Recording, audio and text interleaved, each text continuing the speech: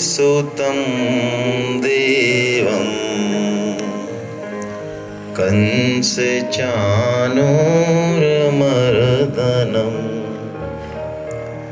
देवकी परमानन्दं कृष्णं वन्दे जगद्गुरुं। आप सभी वैष्णव जनों के चरणों में वंदन। हरे कृष्णा हरे कृष्णा हरे कृष्णा। बहुत बहुत शुक्रिया आप सबका, और आप अपने लिए ताली बजा सकते हैं कि हम भगवान की कैसी कृपा है कि ऐसे टीचर, ऐसा संस्थान और ऐसा मौका हमको मिल रहा है जहां हम विद्या का अर्जन कर रहे हैं और साथ में गीता के श्लोक भी बोल रहे हैं, गीता का पाठ भी कर रहे हैं। अभी 12वां अध्याय बच्चों ने पढ़ा, इनके लिए एक बार और बढ़िया से ताली बजाई जाए। आप में से ऐसे कितने बच्चे हैं जिनको गीता का कोई एक अध्याय पूरा याद है? जरा हाथ खड़ा करें, हैंड रेज करें। इनके अलावा जो सामने हैं ये जिन्होंने 12वां अध्याय बोला, इसके अलावा किसी को पूरा अध्याय याद गीता का कोई सा भी? चलिए कोई बात नहीं। अच्छा, आप में से हमें बचपन में टीके लगाए जाते हैं ना, सबको लगे हैं ना? हमारे टाइम पे ज़्यादा लगते थे, आजकल आप लोगों के यहाँ कम लगते हैं, उनको कपल कर दिया गया टीकों को, है ना? तो टीके कब लगाए जाते हैं? बचपन में लगाएं उनको या बुढ़ापे में लगा दें? हेलो, अच्छा बुढ़ापे में लगाएं तो उतना फायदा नहीं होगा ना जितना कि बचपन में लगाएं तो होगा। ऐसे ही गीता पूरा विश्व ये मान रहा है कि जीवन जीने की कला है, पढ़ने की कला है, रहने की कला है, बात करने की कला है, हर चीज का मतलब सिखाती है गीता। तो हमको गीता कब पढ़ लेनी चाहिए? बचपन में या 55 में? बचपन में पढ़ लेनी चाहिए ना, बाद में उसका कोई बहुत ज़्यादा यूटिलाइजेशन नहीं। हालांकि गीता तो किसी भी एज में हम पढ़ें तो फ़ायदा होगा, लेकिन बचपन में वो बहुत ज़्यादा फ़ायदा करती है। चलिए मैं एक एक्सरसाइज आपको देता हूँ, हम सब करेंगे, जोर से बोलेंगे सभी जो मैं बोल रहा हूँ, है ना? हम गीता को जल्दी जल्दी बोलेंगे, कंटिन्यूअस, लगातार बोलिए। स्टार्ट। गीता गीता गीता बोलिए, बोल नहीं रहे आप? गीता गीता गीता गीता गीता बोलिए बोलिए बोलिए जल्दी। गीता गीता गीता गीता गीता गीता गीता गीता गीता क्या शब्द निकला? गीता गीता यदि जल्दी जल्दी बोले तो क्या शब्द निकला? त्यागी, त्याग। ओहो, तो गीता का मर्म क्या है? त्याग। किससे त्याग करें भाई? किस चीज का त्याग करें? देखिए, अर्जुन ने एक प्रश्न पूछा, मैं त्याग पे आता हूं उससे पहले अर्जुन का एक प्रश्न है गीता में, वो हम सब का भी प्रश्न है, हम वहां से चर्चा शुरू करते हैं। अर्जुन ने एक प्रश्न पूछा, आप गीता पढ़ते हैं इसलिए मैं श्लोक बोल भी देता हूं, वरना कोई जरूरी नहीं है ना? अर्जुन एक प्रश्न करता है जो हो सकता है आप सबका भी प्रश्न हो, और गीता की खास बात यह है कि जो बात आपको कोई नहीं बता सकता, हो सकता है आपके गुरुजन नहीं बता पाए, हो सकता है आपके माता पिता नहीं बता पाए, हो सकता है आप वो प्रॉब्लम किसी से शेयर नहीं कर पाए, लेकिन मेरा दावा है गीता में उस समस्या का समाधान भी है, और गीता आपको ऐसी एक माहौल देगी कि आप हर प्रॉब्लम को उससे आप शेयर कर सकते हैं और उत्तर भी गीता में मिलेगा। तो अर्जुन एक प्रश्न करते हैं कि केशव, हे कृष्ण, मनुष्य या हम अपने ऊपर लें इसको, ना चाहते हुए भी पाप क्यों कर बैठता है? अनिच्छिन्नपि वार्ष्णेय बलादिव नियोजिता। ये प्रश्न है, क्या ये आपका भी प्रश्न है? हम चाहते हैं ये काम नहीं करें, हमें व्हाट्सएप 10 मिनट देखना है, लेकिन हम उसको, हाँ, मम्मी को पापा को पकड़ के हिलाना पड़ता है, भाई अब तो 1 घंटे हो गए, अब तो उठो भाई साहब। हमें लगता है हमें ये काम नहीं करना चाहिए, इनके साथ नहीं रहना चाहिए, लेकिन हम कर बैठते हैं ऐसा काम। तो अर्जुन का बेसिक प्रश्न क्या है कि मनुष्य ना चाहते हुए भी पाप का आचरण क्यों कर बैठता है? तो भगवान ने उसका जवाब दिया, काम ऐशा क्रोध ऐशा रजोगुण समुद्भवा। क्या मतलब है श्लोक से कोई ज्यादा? भगवान ने कहा हमारी जो कामना है वो सारे पापों की जड़ है। और कामना कहां से पैदा होती है? तो भगवान ने सूत्र दिया, संगात संजायते कामा। क्या सूत्र है? हम सब के लिए सूत्र है, संगात संजायते कामा। यानी जैसा हम संग करेंगे वैसे ही हमारी क्या पैदा हो जाएगी? कामना। अच्छा, यदि हम रात को घंटे 2 घंटे टीवी देखें, ऊट पटांग आइटम देखें, उसमें सोशल मीडिया पे एक्टिव रहें हैं, और बड़े लोगों को 9th 10th और 11th के बच्चे किधर हैं? स्टूडेंट्स है ना, पीछे हैं। तो मैं इनसे ज्यादा बात कर रहा हूं कि स्क्रीन टाइम काफी है आपका, और हो सकता है उस मोबाइल पे हम जो ब्लू पॉइजन है जो बड़े बड़ों का खात्मा कर देता है, हम तो बहुत शुद्ध चित्त वाले बच्चे हैं, वो हम देखें रात को। तो आपको क्या उम्मीद है? रात को हमारे सपने में भगवान श्री कृष्ण बंसी बजाते हुए आ जाएंगे, या हमें ऊट पटांग की जो देखा है वही उस तरह की स्वप्न आने की उम्मीद है? तो यानी हम जैसा संग करेंगे वैसा ही हमारे ऊपर क्या चढ़ेगा? रंग चढ़ेगा। तो हमको सबसे पहले अपने संग पर ध्यान देना चाहिए। संग क्या है गीता के अनुसार? देखिए, हमारी 5 इंद्रियां हैं, ठीक है। अभी आप एक गायत्री मंत्र बोल रहे थे जिसमें हम भगवान से प्रार्थना कर रहे हैं कि हे प्रभु, हमको शुद्ध बुद्धि दो जो हमें आपकी तरफ लेके जाए। आपको पता है गीता में और उपनिषद में, कठोपनिषद में, इस बॉडी का, मनुष्य शरीर का एक रथ से तुलना की है। किससे? चैरियट, रथ, जिसमें रथ में 5 घोड़े हैं। तो हमारी क्या है? 5 सेंसेस है ना। अच्छा, 5 सेंसेस, आपको कहीं रथ से भी जाना है तो घोड़े अच्छे होने चाहिए या कमजोर होने चाहिए? अच्छे होने चाहिए।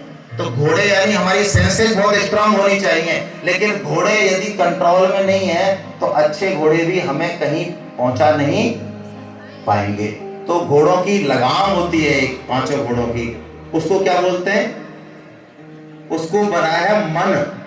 घोड़ों की लगाम क्यों क्या कहा गया? मन। और वो लगाम भी किसी के हाथ में होती है। वो कौन होता है? सारथी। हम नहीं, सारथी। और सारथी को क्या कहा? बुद्धि। सारथी को क्या कहा? तो देखिए, इंद्रियों के ऊपर किसकी लगाम होनी चाहिए? मन की। बिना मन के इंद्रियां काम नहीं करती। कई बार आप देखते होंगे, आप ऐसे बहुत गहरी सोच में डूबे हुए हैं और आपके सामने से आपका फ्रेंड निकल गया मान लो, तो आपको पता चलता है, या किसी ने आपको आवाज दी, वो आवाज आपके कान पे आई, टकराई, लेकिन आपने सुनी नहीं। क्यों? क्योंकि आपका मन उस समय वहां नहीं है। लेकिन मन के अनुसार भी हमें काम नहीं करना चाहिए गीता के अनुसार, क्योंकि मन की लगाम किसके हाथ में? बुद्धि। ओहो, तो यही बुद्धि मांग रहे थे हम अभी गायत्री मंत्र से, कि हमें वो बुद्धि दो जो कि ठीक से इस रथ का संचालन कर सके, ठीक है। लेकिन मन, बुद्धि और इंद्रियां, ये घोड़े, लगाम और सारथी भी किसी के लिए काम कर रहे हैं। ये खुद अपने आप में कुछ नहीं है, किसी के लिए काम कर रहे हैं। किसके लिए? रथ में कोई बैठा है अंदर। कौन है वो? रथी। रथी के लिए मन, बुद्धि, इंद्रियां सारे काम कर रहे हैं, ठीक है। तो हमें संग का बहुत ध्यान रखना है। गीता के अनुसार हमारी 5 इंद्रियां, हमारा मन, हमारी बुद्धि जो भी ग्रहण कर रहा है, संग का मतलब यही नहीं कि आप किसके साथ रह रहे हैं, ये बात तो बहुत इंपॉर्टेंट है, लेकिन इसके अलावा ये भी है कि हम क्या सुनना चाह रहे हैं, क्या देखना चाह रहे हैं, हमारे मन से क्या चिंतन हो रहा है, इस सब का हमको बहुत ध्यान रखना चाहिए गीता के अनुसार, है ना। तो सबसे पहले हम किसी भी लक्ष्य को अचीव करें जीवन में, तो गीता का एक श्लोक है, मैं आपको वो आज निवेदन कर रहा हूं, उसके बाद हम आगे चलेंगे। भगवान ने 6वें अध्याय में 16वां श्लोक बताया कि हमको कैसे अपने आप को ट्रेन करना चाहिए, डिसिप्लिन करना चाहिए। चाहे हम कोई भी लक्ष्य क्रैक करना चाह रहे हैं, चाहे IIT करना चाह रहे हैं, डॉक्टर बनना चाह रहे हैं, चाहे नहीं बनना चाह रहे हैं, सिंगर बनना चाह रहे हैं, चाहे हम घर में ही कोई काम करना चाह रहे हैं अच्छे से, है ना, घर को ही सजाना चाह रहे हैं, साफ सफाई करना चाह रहे हैं, सबके लिए ये सूत्र बहुत इंपॉर्टेंट है पूरी लाइफ को कंट्रोल करने के लिए। आप मेरे साथ बोलिएगा इस श्लोक को, क्योंकि आप श्लोक बोलते हैं इसलिए बुलवा रहा हूँ। चलिए मेरे साथ बोलिएगा, मैं एक एक चरण बोलूंगा। श्लोक में 32 अक्षर होते हैं, उसको हम 4 टुकड़े कर लेते हैं, तो एक 8 अक्षरों का क्या बोलते हैं उसको, चरण। तो मैं एक चरण बोलूंगा, आप उसको रिपीट कीजिए। चलिए मेरे साथ। युक्ताहार विहार शय,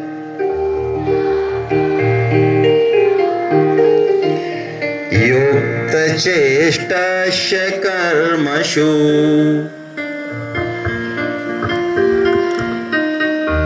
युक्त स्वप्नावबोधस्य,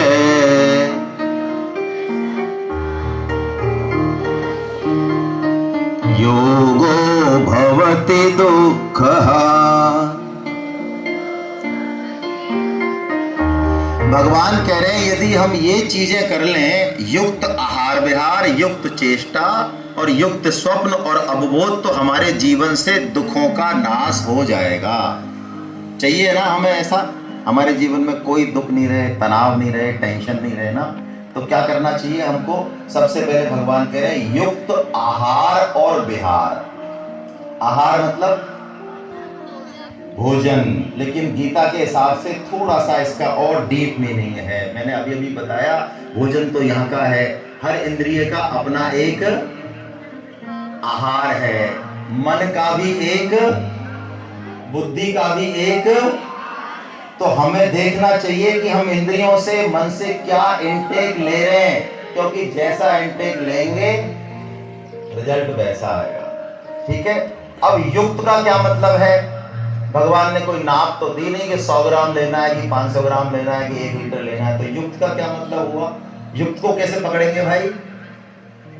देखिए आज मुझे होमवर्क करना है अपना, और सुबह 5 बजे या 4 बजे मुझे जगना है, तो मैं कितना खाऊंगा जिससे कि मैं 2-3 घंटे शाम को पढ़ सकूं और सुबह, यानी जो मेरा लक्ष्य है वो मेरे लिए युक्त है। इसमें किसी दूसरे की कॉपी नहीं करनी है। हम सबसे ज्यादा गलती यही करते हैं कि हम प्राय दूसरे की कॉपी कर लेते हैं। कॉपी नहीं करनी है, अपने ऊपर देखो मेरे लिए क्या ठीक है, जिससे कि जो टारगेट मुझे दिया, जो लक्ष्य मैंने डिसाइड किया पढ़ने का, लिखने का, बाकी चीजों का, वो मैं अचीव कर सकता हूं या नहीं कर सकता। ठीक है ना। दूसरे की कॉपी करेंगे तो बहुत दिक्कत आने वाली है। मैं एक छोटा सा चुटकुला सुनाता हूं आपको, क्योंकि आप काफी सीरियस लग रहे हैं। सुना दूं? एक गधा था। गधा कौन था? तो उसको एक नदी पार करनी थी। अब उस नदी में थोड़ा पानी आ गया। वैसे तो वो रूटीन में पार करता ही था, पर पानी आ गया तो उसको आइडिया नहीं लग रहा था कि इसमें पानी कितना गहरा है। तो वो सोच रहा पार करूं ना करूं, करूं ना करूं। इतने में वो सोच ही रहा था, उधर से एक ऊंट आया। कौन आया? तो जैसे ऊंट आया उसने कहा अरे ये तो पार करके आ गया। तो वो दौड़ के उसके पास गया। अच्छा आप इसको पार करके आ गए इधर? हाँ आ गए। कितना पानी है? उसने कहा घुटने तक पानी है, कोई टेंशन नहीं, आप चले जाओ। तो वो गधे भाई साहब चले गए, तो फिर चले ही गए, वो पहुंचे नहीं। तो युक्त का मतलब क्या हुआ? मेरे लिए क्या युक्त है? आहार और विहार। अब देखिए दूसरी चीज, दूसरा सूत्र, युक्त चेष्टस्य कर्मसु। चेष्टा मतलब हमारा एक्शन, किस चीज में हमें कितना टाइम देना है। खेलने में, बात करने में, मिलने में, घूमने में, है ना। यदि टेक्नोलॉजी का भी यूज करना है, व्हाट्सएप का, तो कितना, हर चीज में कितना टाइम देना है, जिससे कि मेरा जो अल्टीमेट टारगेट है वो डेविएट नहीं हो। इसका मतलब है युक्त चेष्टा। अननेसेसरी अपने समय को गलत चीजों में वेस्ट नहीं करना चाहिए। भगवान कह रहे हैं युक्त चेष्टस्य कर्मसु। कर्मों में उचित, ये मैनेजमेंट ऑफ टाइम, ये गीता का सूत्र है। और कह रहे हैं भगवान युक्त स्वप्नावबोधस्य युक्त निद्रा। और एक भगवान जो बात बता रहे हैं ये बहुत इंपॉर्टेंट है, इस पर थोड़ा सा समय लेंगे। अवबोध, कोई बता सकता है आप में से अवबोध का क्या मतलब है? कोई भी? बहुत दूर है बच्चे, चलिए। अवबोध का मतलब समझने के लिए मैं फिर आपसे एक प्रश्न करता हूं, आप जरा उसका उत्तर दीजिए। किसी चीज का निर्माण पहले होता है या उसकी आवश्यकता पहले बनती है? ये पक्की बात है। ये माइक का निर्माण पहले आवश्यकता थी कि कोई ऐसी चीज बने जिससे आवाज आए। ये आप जिस फर्श पे बैठे हैं इसकी भी आवश्यकता थी। यानी हम 1000 एग्जाम्पल ले लें लेकिन ये क्लियर है कि नेसेसिटी इज द, हाँ मुझे आती नहीं इसलिए पूछा है, मदर ऑफ इन्वेंशन। अरे वाह, यानी आवश्यकता आविष्कार की हर चीज के लिए फिट है ना। ये सब आप एग्री हैं, कोई डिसएग्री तो नहीं है इस चीज से? भाई बड़े भी सुन रहे हैं, टीचर्स भी सुन रहे हैं, आदरणीय गुरुजन, आवश्यकता आविष्कार की जननी है, ये सही बात है। मानते नहीं मानते? हर चीज के लिए ये प्रूव्ड हो जाएगा। अब देखिए इस बात पे सोचिए, इस संसार में सबसे विलक्षण जो चीज है वो हमारा मनुष्य शरीर है। आज तक इससे दुर्लभ विलक्षण चीज कोई है ही नहीं दुनिया में। हमारा हार्ट, हमारा ब्रेन, ये सारी चीजें इतनी जबरदस्त तरीके से काम करती है कि इसका कोई तुलना ही नहीं, अनपैरेलल है ये। तो आपको क्या लगता है ये चीज जिसने भी बनाई, हमने तो बनाई नहीं ना, एलन वालों ने भी बनाई, जिसने भी बनाई उसको कोई आवश्यकता लगी होगी या ऐसे ही बना दी? मैंने टेबल बनाई, अब मैं टेबल बना के सोचूंगा कि इस टेबल का मैं क्या करूं, अपने सिर पे रखूं है या कहीं और यूज करूं? क्या पहले से मेरे को पता था कि मुझे टेबल चाहिए? मैं घर बनाता हूं तो घर बना के मैं सोचूं क्या करूं इसमें, गाय भैंस बांध दूं, कुछ कर दूं, या मेरे को पहले से पता ये ड्राइंग रूम है, ये बेडरूम है, ये किचन है, पता है ना? तो जिसने ये चीज बनाई तो उसकी कोई आवश्यकता होगी, होनी चाहिए। कौन बताएगा? जिसने इसको बनाया। अब देखिए आप मोबाइल लेते हैं, आप लैपटॉप लेते हैं, आप टैब लेते हैं, आप कोई भी चीज लेते हैं, इलेक्ट्रॉनिक गैजेट्स कोई भी लेते हैं, उसके साथ एक छोटी सी किताब आती है, क्या बोलते हैं उसको? Manual, users manual. तो यूजर्स मैनुअल्स में दो चीजें बेसिक होती हैं, एक तो डूज, एक डोंट्स। डूज मतलब ये करिए और ये मत करिए, यही होता है। अच्छा हम करते हैं ना ऐसा, मानते ही जनरली जो उसमें लिखा हुआ उसको मानते हैं ना। क्यों मानते हैं? क्योंकि हमें पता है कि इस गैजेट्स का यदि ऑप्टिमम यूज करना है तो ये डूज है, इनको करना, और डोंट्स को नहीं करना चाहिए, हमें पता है। दूसरा, कहीं ना कहीं हम ऐसा मानते हैं कि जिसने इसको बनाया यूजर्स मैनुअल को, वो टेक्निकली हमसे बहुत हायर है। मानते हैं ना ऐसा भी? तभी तो उसकी बात फॉलो करते हैं, नहीं तो क्यों करते हैं हम? तो अब मैं इसी बात पे आ रहा हूं, जिसने इस मनुष्य शरीर को बनाया, तो जब हर छोटी छोटी चीज का यूजर्स मैनुअल है तो आपको क्या लगता है ऐसी विलक्षण चीज जिसने बनाई, क्या उसने यूजर्स मैनुअल नहीं बनाया? भूल गया क्या? कौन सा है? भगवत गीता। आपको सबको पता है पहले से ही, लेकिन मैं जो बात कह रहा हूं, ये यूजर्स मैनुअल में ही ये बताया है कि मनुष्य जन्म का वास्तविक उद्देश्य क्या है। देखिए सफलता हम सबको चाहिए, मंडे को चाहिए, ट्यूसडे को चाहिए, संडे को चाहिए, कब चाहिए? ऑल द, है ना, ऑल द टाइम चाहिए, हमेशा चाहिए। कितनी चाहिए? 100% या 90 से काम चलेगा? 100%। तो सफलता के देखिए 4 स्तर बताए शास्त्रों में। सफलता सबको चाहिए, हमेशा चाहिए, तो 4 स्तर बताए।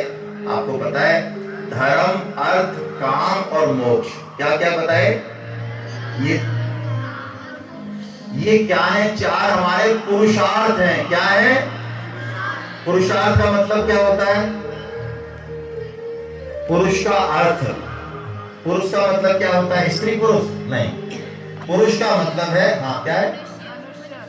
हाँ, पुरुष है, नेति से पुरुषा। जो इस शरीर को अपना घर मान रहा है वो पुरुष है, यानी हम सब कौन है? पुरुष है।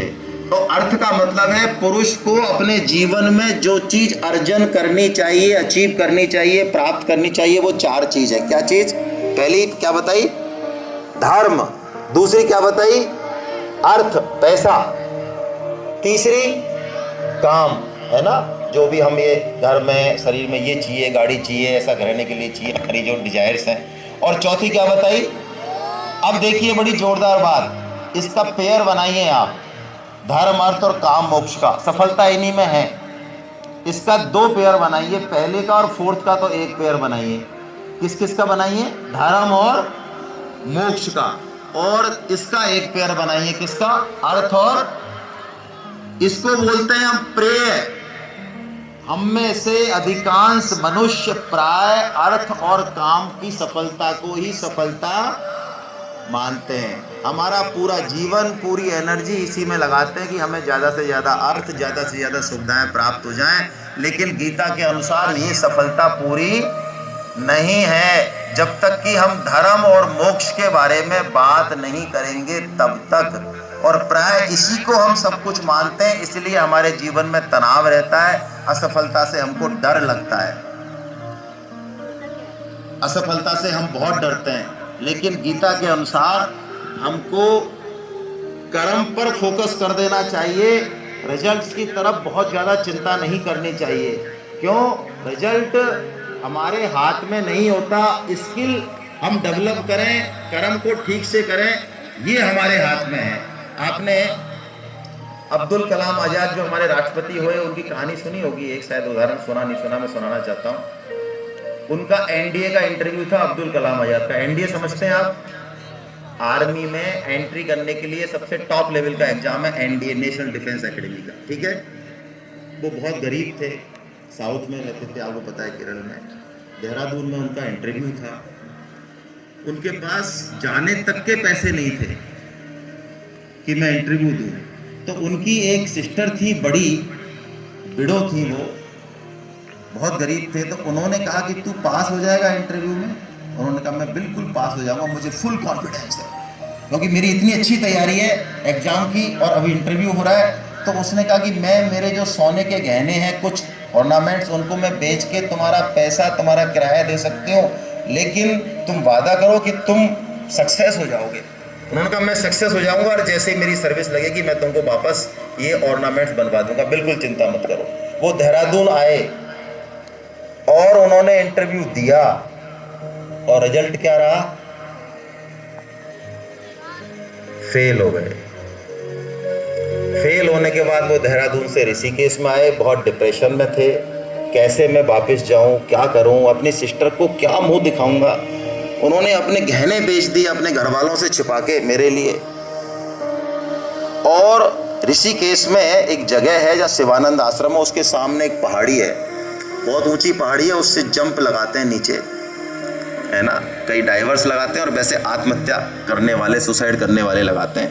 वो उस पोजीशन में थे कि उस पर वॉक कर रहे थे उस पहाड़ी पे, और सोच रहे थे कि मुझे अपना जीवन खत्म करना है। सामने से शिवानंद जी उस समय थे, संत थे, वो उनकी बॉडी लैंग्वेज से और उससे पहचान गए कि जरूर ये कुछ ना कुछ गड़बड़ करने वाला है। वो दौड़ के गए और उनका हाथ पकड़ लिया उन्होंने, और बात हुई तो उन्होंने कहा कि नहीं, मुझे अब जीना नहीं है, मैं बिल्कुल फेलियर हूं और मुझे अपना जीवन खत्म करना है। शिवानंद जी स्वामी ने जो बात कही वो हम सब बच्चों को सुननी चाहिए।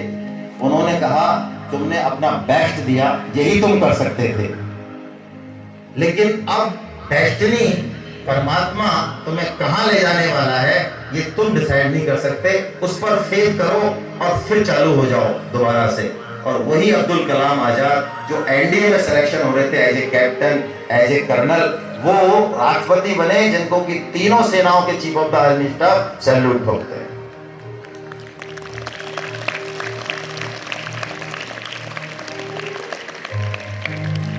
मैं हालांकि व्यक्तिगत उदाहरण नहीं देना चाहिए, लेकिन मैं उदाहरण आपके लिए दे रहा हूँ। मेरा आरपीएससी में जब इंटरव्यू था, ये बात है करीब 97 की, तो एक प्रोफेसर आलम सिंह हैं जो कि बहुत बड़े सॉइल इंजीनियर हैं, उन्होंने एप्रेंटिस बनाया, वो ट्रेनिंग देने आए। मुझे एक बात उनकी बहुत छूती है, आज भी इतने साल हो गए लेकिन वो बात छूती है। उन्होंने ट्रेनिंग में उन्होंने बताया कि कैसे कैसे इंटरव्यू देना है, कैसे कैसे बोलना है, झूठ नहीं बोलना, बहुत अच्छे से उन्होंने बताया कि इंटरव्यू के टिप्स दिए। लास्ट में जाते जाते उन्होंने एक शानदार टिप्स दी जो मुझे सबसे ज्यादा पसंद आई। सुनना चाहते हो? उन्होंने कहा आपने बहुत अच्छी तैयारी की, बहुत अच्छा इंटरव्यू हुआ, आपका इंटरव्यू में आरपीएससी में सिलेक्शन हो जाए तो बहुत अच्छा, और नहीं हो तो और भी अच्छा। उससे ऐसा कॉन्फिडेंस आया। यही गीता कहती है, कर्मण्ये वाधिकारस्ते मा फलेषु कदाचन न कर्म फल हेतुर्भू मा ते संगोस्त्व कर्मणि। पूरे जीवन की दिशा बता दी, हमारे कर्म करने की शैली बता दी इस एक श्लोक ने। 4 चीजें हैं। क्या है? पहली चीज, हमारा कर्म करने में ही अधिकार, फल में अधिकार नहीं है। ये नहीं कह रहे कि फल मिलेगा, फल तो अच्छा, आप में से कईयों के पापा बिजनेस करते होंगे, है ना? बिजनेस किसके लिए किया जाता है? फायदे के लिए या नुकसान के लिए? फायदे के लिए ना। तो फायदा हमेशा होता है। अच्छा, जिस समय फायदा नहीं होता उस समय क्या हमने डिसीजन अपने सोच समझ के नहीं लिया होता? लिया होता है। फिर भी इसका मतलब कर्म करना हमारे, लेकिन रिजल्ट, तो यदि रिजल्ट के बारे में बहुत ज्यादा सोचेंगे भी तो क्या कर्म की क्वालिटी हमारी खराब होगी या अच्छी होगी? खराब होगी, और वो हमारे हाथ में भी नहीं है। तो गीता ये कह रही है, भगवान कह रहे हैं ये डिपार्टमेंट तू मुझे दे दे और तू तो एक अकेला डिपार्टमेंट संभाल ले। कौन सा? कर्म करने का। अब ये 2 बात हो गई। तीसरी बात, गीता बहुत ऊंची बात करती है इससे। गीता कहती है कर्म करने के पीछे 2 कारण होते हैं। ज्यादातर लोग फल की इच्छा के लिए कर्म करते हैं, लेकिन भगवान कह रहे हैं नहीं, फल चुन लेंगे हम। शुरू में हमने कैरियर चुन लिया, हमने डायरेक्शन चुन ली, वो तो चुन ली हमने, लेकिन उसके बाद जो कर्म होगा वो योगः कर्मसु कौशलम होगा, यानी वो ब्यूटी, वो कर्म करते हुए एक बड़ा आनंद आएगा।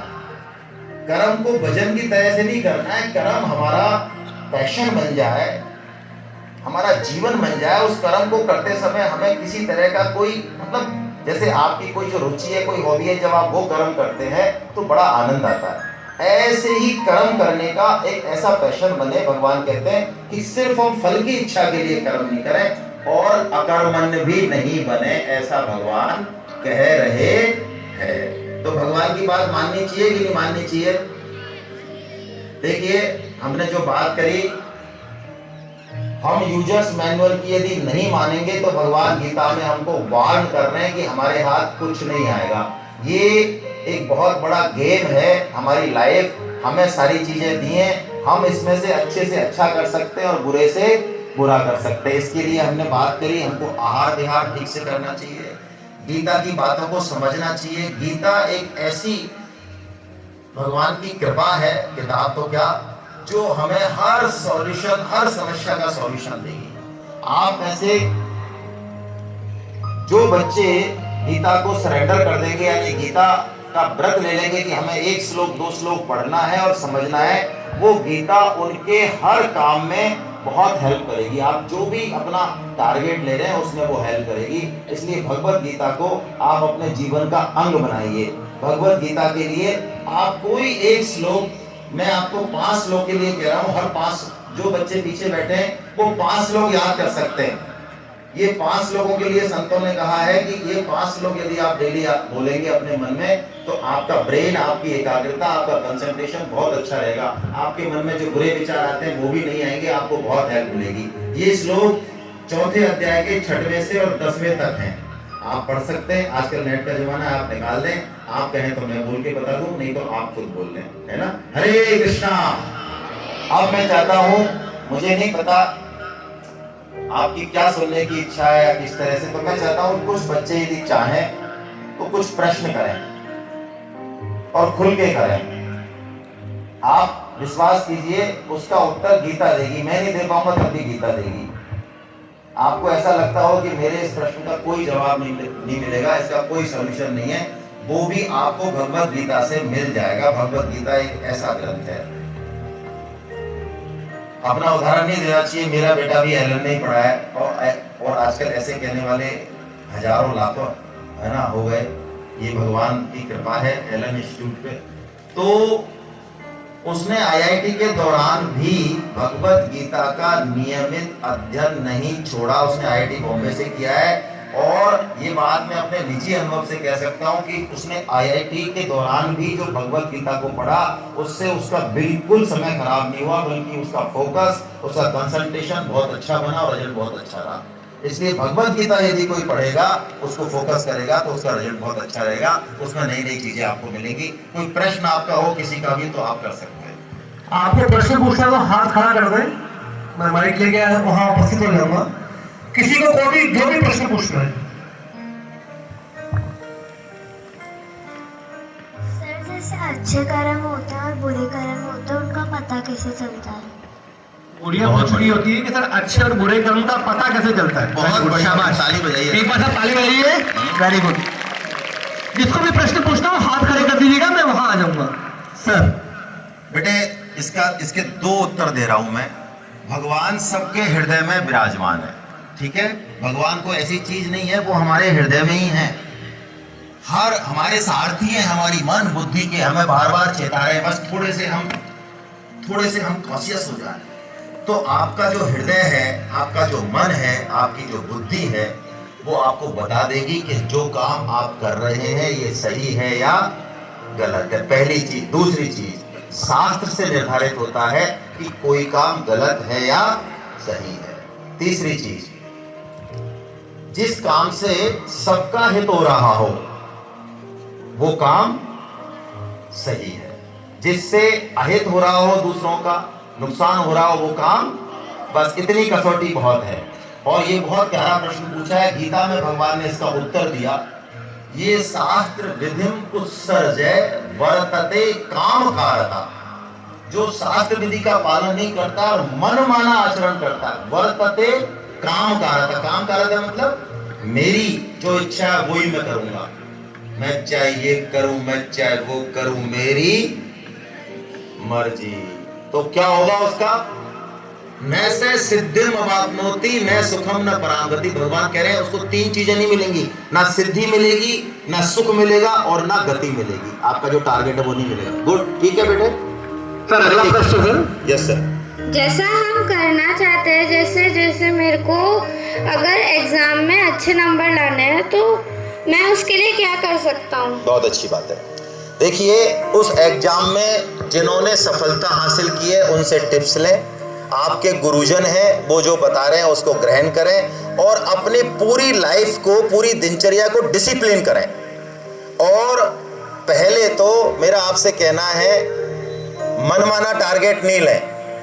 गीता तो ये कहती है कि हर बच्चा यूनिक है, हर बच्चे में अपनी एक क्वालिटी है, अपने आप को पहचानें और टारगेट वही लें जो कि आपके लिए सूट करता हो, है ना। दूसरी बात, सफलता, एक एग्जाम की सफलता पूरी जीवन नहीं है, बहुत ज्यादा उस पर यदि असफल हो जाते हैं तो घबराने की जरूरत नहीं है, बस यही सफलता का रहस्य। Yes, next. मृत्यु के बाद क्या जीवन है? बिल्कुल, मृत्यु के बाद जीवन है। देखिए, आज आप अपने घर में मान लो 4 भाई हैं, क्या चारों एक से हैं? माता पिता एक ही हैं। उनमें जो डिफरेंस है, हम जो अभी, अब देखिए सारे बच्चे, कोई गीता के श्लोक बोल रहा है तो कोई हंस रहा है, वो कह रहा है क्या बोलते रहते हैं फालतू, ऐसा भी विचार कर सकता है कोई ये कह सकता है अरे कितना अच्छा बोल रहे हैं, मैं भी सीखूं। ये जो अलग अलग थॉट्स हैं, अलग अलग स्वभाव है हमारे, ये हमारे पहले के जन्मों के कर्मों के अनुसार हैं, इसलिए मृत्यु के बाद जीवन है। ठीक है, नेक्स्ट। सर, जब भी हम बुरे कर्म करते हैं तो एक अंतरात्मा की एक ध्वनि, एक आवाज आती है, ऐसा क्यों होता है जो हमें रोकती है? बहुत बढ़िया, मैंने बताया ना, परमात्मा हमारे अंदर हैं। देखिए, हम सब बहुत अच्छे हैं, सभी, चाहे कोई कितना ही बुराई में हो, कोई भी गलत काम कर रहा हो, गीता के अनुसार मूल रूप में वो बिल्कुल सही है। देखिए, अब मैं आपसे एक चीज पूछता हूं, क्या आप 24 घंटे रोते रह सकते हैं? हेलो, कोई भी 24 घंटे रो सकते हैं? 24 घंटे? अच्छा, 24 घंटे मस्त रह सकते हैं, आनंद में मुस्कुराते हो रह सकते हैं ना? हमारा जो ओरिजिनलिटी है, बाय डिफॉल्ट हम शुद्ध है, पवित्र है। ये जो बीमारियां हैं जो ये पूछ रही है बिटिया, वो बीमारियां हमने उधार ली है, इसलिए हमारा अंतर मन रोकता है। क्या करने से? बुरा करने से। अच्छा, आप यदि टेंशन में हैं, रो रहे हैं, तो आपसे पूछेगा कोई कि आप क्यों रो रहे हैं। यदि आप मस्त हैं तो वो सहज है, वो बाई डिफॉल्ट है, इसलिए गलत काम करते हुए रोकता है मन, क्योंकि अंदर हमारे परमात्मा बैठे हैं। यस सर, हमारा लक्ष्य डिसाइड हो जाता है, मतलब सोशल मीडिया हम 10 मिनट के लिए चलाते हैं, बट 50 मिनट कब हो जाते हैं, वो कंसंट्रेशन कैसे बनाना है? बहुत बढ़िया प्रश्न है भाई, देखिए, है ना, ये बहुत ईमानदार है। ये बिटिया, क्या नाम है आपका? कृष्णा नागर। हाँ, कृष्णा नागर, ईमानदार तो बहुत है भाई, है ना। ये प्रश्न इसने ऐसा पूछा है जो बहुत लोगों का प्रश्न होगा। ठीक है, भगवान ने मन को कैसे वश में करें, इसके लिए एक पूरा चैप्टर बोला गीता में, 6वां अध्याय। ठीक है बेटे, 2 चीजें हैं। पहले तो ये ध्यान रखें, जैसा खाए अन्न वैसा बने, जैसा करे संग वैसा चढ़े। तो एक तो अपने संग को, अपने आहार विहार को कंट्रोल कर लो। दूसरी बात, लक्ष्य जब दृढ़ हो जाता है ना, समझिए इस बात को, जिस दिन आपको लक्ष्य दृढ़ हो गया, मन की हिम्मत नहीं है कि वो आपके ऑर्डर को फेल कर दे। जैसे मैं आपको बताऊं, सपोज आपको इंफॉर्मेशन मिली कि आपका भाई जयपुर में एडमिट हो गया, फॉर एग्जाम्पल बता रहा हूँ, ठीक है, एडमिट है, आईसीयू में, आपको जाना है। अब आप जा रहे हैं ट्रेन में, और ट्रेन में आपकी सीट नहीं है, आपको बड़ा अनकंफर्ट है, कोई आपके कोहनी भी मार रहा है ना, और आप वैसे, आपका नेचर ऐसा है कि आपको कोई टच कर दे आप उसके प्राण ले लो। लेकिन उस समय 2-3 घंटे के दौरान आपका जो बिहेवियर होगा, आपका जो रिएक्शन होगा, वो वैसा क्यों? क्योंकि मन में एक टारगेट है कि मुझे कहां जाना है। जैसे ही आपको टारगेट फिक्स हो गया कि मुझे इसी साल मुझे ये क्रैक करना है, ये करना है, जिस दिन मजबूत हो गया, उस दिन आप वो काम करेंगे ही नहीं जो उसमें डेविएशन करेगा। और यदि करेंगे छोटा मोटा सोशल मीडिया, तो मन की हिम्मत नहीं है जो आपको 10 मिनट से ज्यादा ले जाए। इसलिए फोकस कीजिए अपने आप पे, टारगेट को अचीव कीजिए। सर, मेरा क्वेश्चन ये है कि जैसे अगर भगवान काम अच्छे भी करते तो बुरे कैसे करते? जब तक अगर हम लोग अच्छा काम करें तो बुरा कैसे, रिजल्ट बुरा कैसे आता है? अच्छे काम का रिजल्ट बुरा कैसे आता है? अच्छे काम का रिजल्ट कभी भी बुरा नहीं आता। कुछ समय के लिए ऐसा लगता है हमारी नजर से कि बुरा आया है, ठीक है ना, ऐसा लग सकता है, कभी भी नहीं आता है। दूसरा, हमारा जो जीवन है, पुराने कर्मों का फल भोग भी इसमें छिपा हुआ है। मनुष्य योनि में आपने जिस माता पिता के यहाँ पैदा हुए, कोई मेहनत की उसके लिए? आप में से कितना डिफरेंस है? कोई तो 50 करोड़ के माता पिता हैं, उसके तो 50 करोड़, तो उसके पास 4 गाड़ियां, किसी के पास साइकिल है। क्यों आया है डिफरेंस भाई? हेलो, मेरे पास 2 ही ड्रेस हैं, कोई 5-10 ड्रेसों पर ध्यान नहीं रखता कहाँ पड़ी है, ऐसा भी घर है किसी का। क्यों आया डिफरेंस? इसलिए आया बेटे कि पुराने जन्मों का भी कोई सिस्टम हमारे साथ चल रहा है, लेकिन उससे डरने की जरूरत नहीं है, ठीक है, उससे डरने की बिल्कुल जरूरत नहीं है। सर, सनातनी धर्म कहता है कि हमें किसी का मरण नहीं करना चाहिए, मतलब किसी को मारना नहीं चाहिए, पर हम कॉकरोच इस तरीकों को तो मार देते हैं। मतलब बहुत अच्छा प्रश्न है। देखिए, इस बात पे बच्चे ने बहुत अच्छा प्रश्न पूछा है। कॉकरोच, मच्छर इत्यादि, जैसे जैसे हमारा आध्यात्मिक लेवल ऊपर उठेगा और ये बात हमारे दिल में आएगी, तब हम कम से कम जीव हिंसा पर विश्वास करेंगे, है ना। अभी तो हम मार देते हैं क्योंकि हमारा सिर्फ बुद्धि से समझा हुआ, हृदय से नहीं है। लेकिन एक बात ध्यान रखिए आप, इस सनातन धर्म की इस बात ने हमको बहुत कमजोर बनाया है, ठीक है। हमें बिना किसी मतलब के किसी का मरण नहीं करना है, मारना नहीं है, लेकिन जो अधर्म और अन्याय का समर्थक है उसके लिए जो दंड है वो उचित दंड दिया जाएगा। वो श्री राम ने भी दिया, वो कृष्ण ने भी दिया, है ना। इसलिए धर्म के पालन के लिए यदि हिंसा जरूरी है तो वो बहुत जरूरी है, ठीक बात है ना। अननेसेसरी किसी की हत्या नहीं करनी चाहिए। बेटा अब सिर्फ 2 प्रश्न और लिए जाएंगे। टाइम हो गया बस, है ना। 2 प्रश्न और लिए जाएंगे। बाकी बच्चों के जो भी प्रश्न है वो एक पेपर पर लिख कर दे दें, उनके उत्तर हम आपको जरूर प्रोवाइड करवा देंगे। सर, मृत्यु के बाद इंसान कहाँ जाता है? कहाँ जाता है बेटे? उसके जैसे कर्म होते हैं ना, वहां जाता है, उसको भोगने जाता है, ठीक है। और गीता यदि आप पढ़ेंगे तो मृत्यु के बाद सीधा भगवान, जो कि हमारी माँ, आपकी माँ कैसी लगती है? आपको बहुत अच्छी लगती है ना। ऐसी हजार लाख माँओं का प्रेम एक साथ मिले तो कैसा लगेगा? बस वही है भगवान। तो मृत्यु के बाद जो गीता पढ़ेगा एक श्लोक भी, वो सीधा जंप होके कहाँ जाएगा? भगवान की गोद में, और मौज करेगा। उसके बाद कोई जन्म नहीं है, ओके। भगवत गीता जो नहीं पढ़ेंगे उनका तो जन्म है, उनका तो मरण है। भगवान कहते हैं यद गत्वा न निवर्तन्ते तद्धामम परमम मम, तद्धाम पर मेरे पास आ जाते हो, ठीक है। आप अपने प्रश्न लिख करके मुझे दे दीजिएगा, ठीक है। आप सबको जवाब मिलेंगे। जिन बच्चों का नंबर नहीं है ना, वो प्रश्न लिख करके आप मैडम को दीजिएगा, मैं उनसे लूंगा, आपको जवाब मिलेगा। क्या अंतिम प्रश्न है? सर, बहुत से लोग जैसे ऐसे करते हैं कि हम शनिवार को मांस नहीं खाएंगे, या हम सावन के महीने में मांस नहीं खाएंगे, और फिर पूरा साल मांस खाते हैं और कहते हैं कि हम सनातनी है, तो उनका क्या होता है? फर्जी है, बिल्कुल ढकोसला है। अभी आपने 12वें अध्याय का एक श्लोक बोला, आपने बोल तो दिया, लेकिन मैं उसका मतलब समझा रहा हूँ आपको, बस बहुत कम समय में, है ना, विद इन ए मिनट। श्रेयो हि ज्ञानमभ्यासात् ज्ञानं ध्यानात् ध्यानं विशिष्यते ध्यानात् कर्मफलत्यागः त्यागात् शान्तिरनन्ता। पहला ही चरण ले रहे हैं। भगवान क्या कह रहे हैं? श्रेयो हि ज्ञानम अभ्यासात्। अभ्यास से क्या श्रेष्ठ है? अभ्यास क्या है? अभ्यास ये है, हम कोई भी कर्म कांड कर रहे हैं, है ना, पता कुछ नहीं है, पीपल पूज रहे हैं, ये कर रहे हैं, और बदले में शनिवार को मांस नहीं खाऊंगा, मैं लहसुन प्याज नहीं खाता हूँ, मैं तो मुर्गा खाता हूँ पका के। ये क्या है भाई? ऐसे जो अभ्यास जो दिखने में अच्छे हैं लेकिन पीछे ज्ञान नहीं है, लॉजिक नहीं है, भगवान कहते हैं उसका कोई लेना देनी है। इसी को कपट भक्ति कहा शास्त्र में, इसी को कर्म कांड कहा, है ना। तो हमको इससे बचना चाहिए। हरे कृष्णा। आप सभी बच्चों का बहुत बहुत वंदन, और बहुत अच्छा लगा मुझे।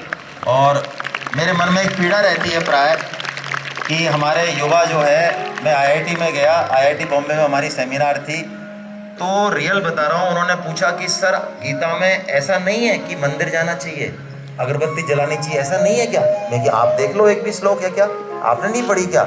आप श्लोक याद कर रहे हैं, आप पूरा चैप्टर सुना रहे हैं, आप इतने सारे प्रश्न पूछ रहे हैं, ये बहुत पॉजिटिव साइन है। मेरा आपको बहुत बहुत सलाम, सैल्यूट। हरे कृष्णा। बहुत बहुत धन्यवाद सर। और बच्चों,